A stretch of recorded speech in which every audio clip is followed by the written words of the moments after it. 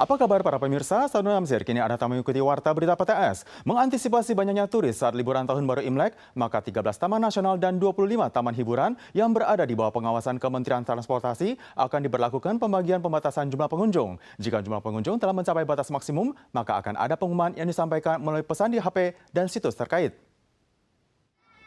Di beberapa taman hiburan terlihat antrian panjang. Banyak wisatawan yang hendak menikmati sarana permainan yang sedang trendy harus mengantri 90 menit. Karena pandemi, maka masyarakat tidak dapat keluar negeri sehingga turut mendongkrak arus pengunjung untuk wisata dalam negeri. Guna mengantisipasi adanya kebocoran pencegahan pandemi pada saat liburan Imlek, Kementerian Transportasi mengumumkan pada hari pertama hingga kelima kalender Imlek akan diberlakukan pembatasan jumlah pengunjung di 13 taman nasional dan 25 taman hiburan. 封闭型的景点，我们大概在游客超过50%这个流量的时候呢，会加派人力来广播，请大家保持一个社交距离。 Saat pengunjung telah mencapai 50%, pelaku usaha wajib menerapkan pembagian waktu dan jumlah pengunjung yang masuk. Saat mencapai 60%, harus memandu pengunjung agar dapat mengunjungi lokasi wisata yang lainnya. Misalnya di 6 taman hiburan skala besar, jumlah pengunjung selama pandemi di Lipao Resort dibatasi hingga 37.500 orang. Taman Liufu, Taman Jozu Wenhua, Taman Qianghushan dibatasi hingga 15.000 orang. Window on China, 10.310 orang, dan Ita Theme Park sekitar 7.500 orang. Pihak MOTC menjelaskan dalam menerapkan kebijakan pembagian arus, jika jumlah pengunjung telah mencapai batas maksimum, maka akan mengirimkan pesan lewat HP dan mengumumkan dalam situs terkait serta papan reklame agar warga tidak berkunjung ke lokasi tersebut dan seluruh pengunjung diwajibkan mengenakan masker. Karena pengaruh pandemi COVID-19, maka tugas pencegahan penularan semakin diperketat. Kementerian Pendidikan tanggal 3 Februari mengumumkan bagi pelajar SMA ke bawah, hari masuk sekolah yang awalnya 18 Februari diundur 4 hari hingga tanggal 22 Februari. Sementara ujian masuk perguruan tinggi akan diundur sampai tanggal 3 hingga 5 Juli. Menteri Pendidikan Pham Won Chong pada tanggal 3 Februari mengumumkan bahwa karena pandemi, hari masuk bagi pelajar tingkat SMA ke bawah diundur hingga 22 Februari.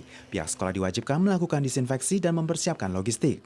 Namun tidak sedikit keluarga berperekonomian ganda menumpahkan kekesalannya di media sosial. Bahkan fanpage Kementerian Pendidikan juga terbenam oleh pesan. Ada yang mengkritik jika keputusan diambil secara dadakan, maka anak hendak diantar kemana. Ada juga yang mengatakan tidak mempertimbangkan pertandingan dan proses kenaikan sekolah terkait lainnya.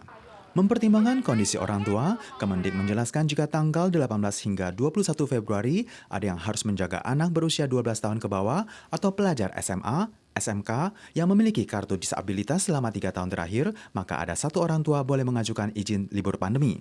Ujian masuk universitas diundur sampai tanggal 3 hingga 5 Juli, namun hari ujian masuk D4, D2 dan ujian kelulusan SMP tidak berubah.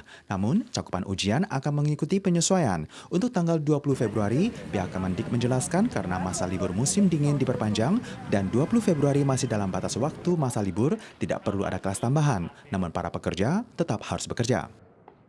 Ada seorang wanita di Taichung yang baru kembali dari Tiongkok tanggal 26 Januari. Semasa karantina mandiri, pacar sempat bermalam 2 hari. Departemen Kesehatan Taichung menjatuhkan hukuman denda sebesar 200.000 dolar Taiwan terhadap wanita tersebut. Pacar pria yang berlatar belakang medis kini telah berhenti bekerja dan tes uji pertama hasilnya negatif.